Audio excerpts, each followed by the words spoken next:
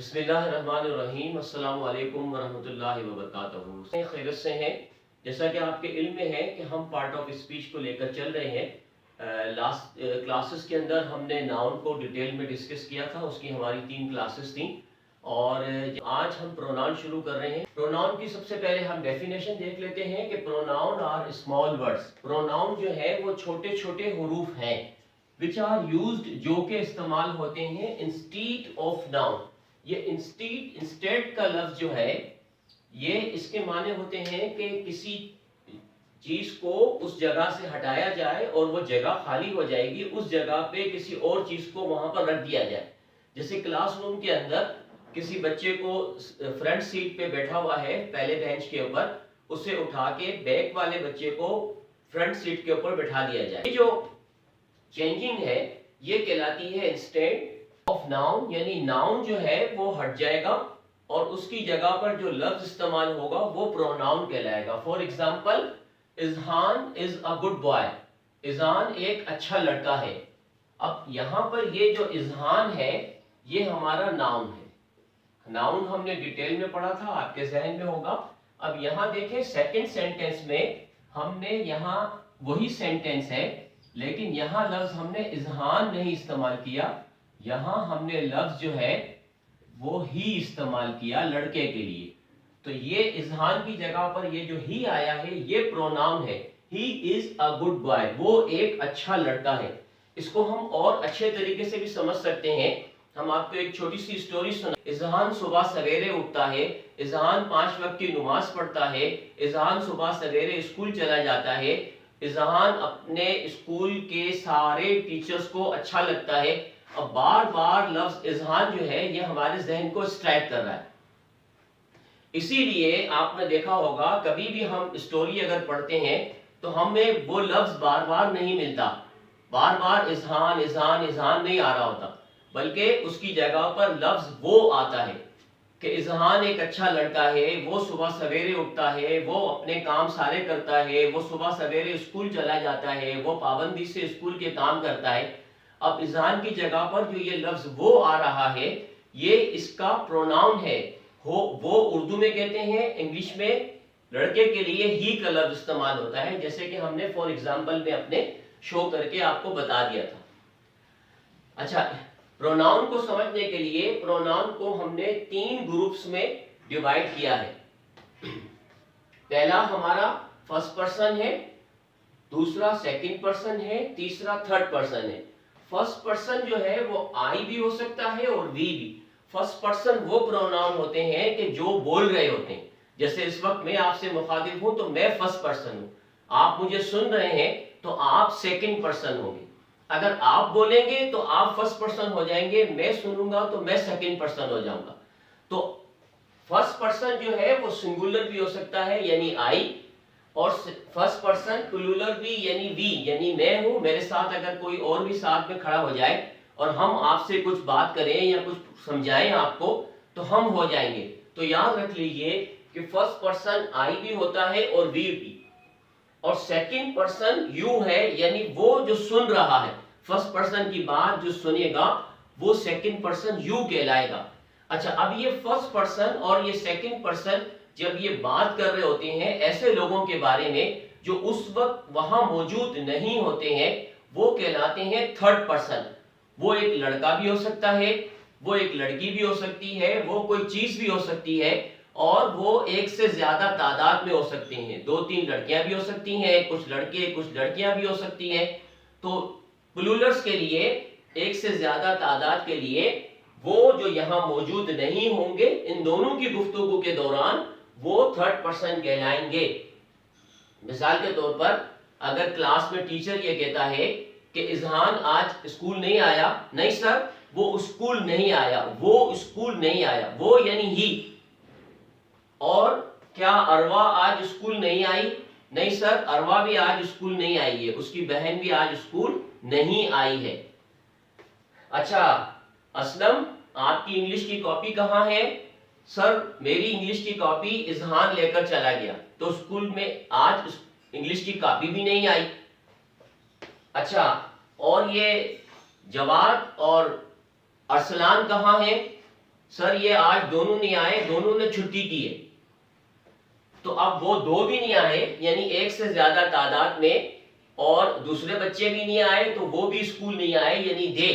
तो याद रख लीजिए कि थर्ड पर्सन ही लड़के के लिए, शी लड़की के लिए, इट किसी चीज के लिए, दे एक से ज्यादा तादाद में, चाहे लड़के हो लड़कियां हो या दोनों हो, ये दे। अच्छा, इसको फिर और मजीद समझने के लिए उसकी हम मजीद तीन किस्में हैं, सब्जेक्टिव प्रोनाउन, पॉजेसिव प्रोनाउन और ऑब्जेक्टिव प्रोनाउन। इसको सब्जेक्टिव, पॉजेसिव, ऑब्जेक्टिव प्रोनाउन इसलिए कहते हैं कि आप ये देखें कि नॉर्मली जो लोग एग्जाम्पल देते हैं प्रोनाउन के हवाले से, तो वो सिर्फ ये कह देते हैं कि for example I, we, you, he, she, it और दे, लेकिन वो मजीद डिटेल में उसको डिस्कस नहीं करते। तो ये याद रख लीजिएगा कि ये इसे सब्जेक्टिव इसलिए कहते हैं कि जब भी हम जुमला लिखते हैं ये हमारे जुमले के हमेशा शुरू में आते हैं, क्योंकि हमारा जो जुमले बनाने का फार्मूला है वो होता है S plus V plus O, यानी सब्जेक्ट, वर्ब और ऑब्जेक्ट। सब्जेक्ट शुरू में होता है और ऑब्जेक्ट आखिर में होता है। इसीलिए आप यहां देखें कि सब्जेक्टिव प्रोनाउन हमारे शुरू में है और ये एंड में ऑब्जेक्टिव प्रोनाउन है, और ये ऑब्जेक्टिव शक्ल में है प्रोनाउन। याद रख लीजिए कि प्रोनाउन जब सब्जेक्ट की जगह पर होगा तो वो अपनी सब्जेक्टिव शक्ल में होगा, सब्जेक्टिव फॉर्म में होगा। यही प्रोनाउन जब ऑब्जेक्ट वाली जगह पर आ जाएगा तो ये हमें ऑब्जेक्टिव फॉर्म में मिलेगा। ये चीजें हमें उस वक्त सपोर्ट करेंगी जब हम एक्टिव पैसिव कर रहे होंगे, जब हम टेंसेस कर रहे होंगे, जब हम डायरेक्ट इनडायरेक्ट करेंगे, तो उस वक्त हमें अंदाजा होगा कि ये चीज कितनी कीमती है। इसलिए अगर आप अच्छी इंग्लिश सीखना चाहते हैं, डायरेक्ट इनडायरेक्ट, एक्टिव पैसिव बहुत अच्छे तरीके से समझना चाहते हैं, तो इस चार्ट को बहुत अच्छे तरीके से समझ लीजिए और इसे याद कर लीजिए, और इसकी जो सब्जेक्टिव फॉर्म्स और ऑब्जेक्टिव फॉर्म्स हैं ये जहन में रखिए कि प्रोनाउन जब सब्जेक्ट की जगह पर लिखा जाएगा तो वो अपनी सब्जेक्टिव शक्ल में आएगा। जब यही प्रोनाउन ऑब्जेक्ट की जगह पर आएगा तो ये अपनी ऑब्जेक्टिव फॉर्म में, ये वाली यहां आई ऑब्जेक्टिव फॉर्म में नहीं आएगी, बल्कि ये आई जो है जब ये ऑब्जेक्ट की जगह पर आएगी तो मी वाली शक्ल में आएगी। तो ये चार्ट है, और ये जो बीच में दो बने हुए हैं इसमें हमने डिवाइड नहीं किया इसकी हेडिंग को। ये माई और माइन जो है ये पॉजेसिव, पॉजेसिव के माने होते हैं पोजीशन, कब्जा, यानी ये हमें पता हो कि ये चीज किसकी है, ये मालिक कौन है। It's my marker, who is the owner of this marker, it's mine, ये मेरी है। ये चीजें कहलाती हैं पोजीशन। ये मेरी, हमारा, उनकी, उसके, इसकी, ये जो चीजें हैं ये पता लगता है कि ऑनर कौन है, मालिक कौन है, किसकी है ये। तो ये पूरी हमने इसको एक चार्ट की शक्ल में लिखा है, और ये चार्ट आप समझ भी लें और अच्छे तरीके से जहन में बिठा लें और याद भी कर लें।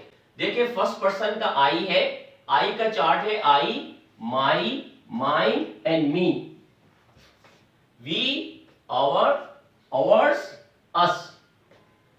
आई यानी मैं, माई यानी मेरा, माइन यानी मेरा, मी यानी मुझे, वी यानी हम, आवर यानी हमारा, आवर्स हमारा, अस हमें। ये हो गए हमारे first person. Second person you यानी आप, योर आपका, योर्स आपका, यू आप, ही वो यानी लड़का, हिज उसका यानी लड़के का, हिज उसका लड़के का, हिम उसे यानी लड़के को, शी यानी लड़की, हर यानी उसका लड़की का, हर्स यानी लड़की का उसका, हर उसे यानी लड़की को, इट यानी ये कोई चीज गैर जानदार, इट ये, इट्स इसका यानी किसी गैर जानदार चीज का, it's performance is very good, इसकी जो परफॉर्मेंस है, this machines performance is very good, it's performance is very good, it इससे, दे यानी वो, एक से ज्यादा तादाद में। अब लड़के भी हो सकते हैं, लड़कियां भी हो सकती हैं, चीजें भी हो सकती हैं।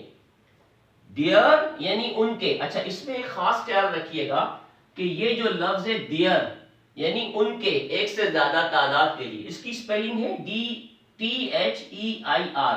अच्छा, एक और लफ्ज होता है हमारा डियर, THERE, डियर।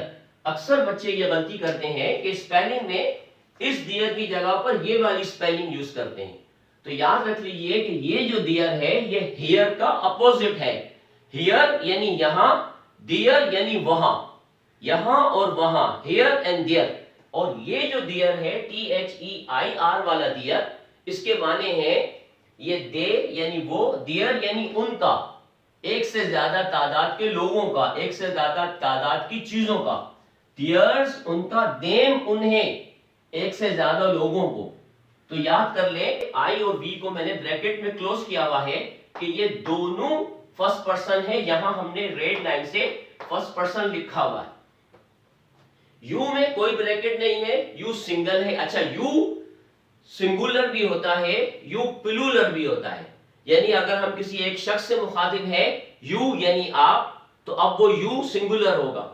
अगर हम किसी मजमे में एक से ज्यादा लोगों से मुखातिब है, अगर क्लास में, जैसे मैं अभी आपसे बात कर रहा हूं, मुझे सुनने वालों में हो सकता है बहुत सारे लोगों की तादाद हो, तो अब वो यू जो है ये प्लूरल होंगे। तो यू सिंगुलर भी होता है, यू प्लूरल भी होता है। लेकिन यहां सेकंड पर्सन सिर्फ यू ही है, सिंगुलर और प्लूरल दोनों। और ये देखें, ये चार प्रोनाउंस को हमने ब्रैकेट में क्लोज किया हुआ है, ही, शी, इट और दे। यानी ही, शी, इट और दे जो है ये थर्ड पर्सन है। और ही का जो चार्ट है ये भी याद कर लें, ये काम आने वाली चीजें। जो प्रोनाउन है ये हमारी इंग्लिश की रीढ़ की हड्डी है, ये हमारी बैकबोन है। जैसे किसी बैकबोन के बगैर कोई शख्स खड़ा नहीं हो सकता, इसी बैकबोन के बगैर आप इंग्लिश के लिए खड़े नहीं हो सकते, न समझ सकते। ये हमारी 3 किस्में हमने आपसे डिस्कस की है, मजीद और भी किस्में हैं। और ये अगर आपकी समझ में आ गई तो आप अच्छी इंग्लिश बोल भी सकेंगे, समझ भी सकेंगे, ट्रांसलेट भी कर सकेंगे, लिख भी सकेंगे। हमारे बच्चों को प्रॉब्लम ये होता है कि हम प्रोनाउन को सही समझते नहीं है, इसीलिए जो उसका स्ट्रक्चर है, जो उसकी बैकबोन है, वो हम उसका पूरा ढांचा जो है वो हम नहीं बना पा रहे। ये हमने आपको डिटेल से समझा दिया। फर्स्ट पर्सन आई और we, second person you, third person he, she, it और दे, और ये पूरा इसका स्ट्रक्चर हमने समझा दिया। अभी हमारी 3 और प्रोनाउन है, उसको भी हम डिस्कस करेंगे इंशाल्लाह अपनी नेक्स्ट क्लास के अंदर।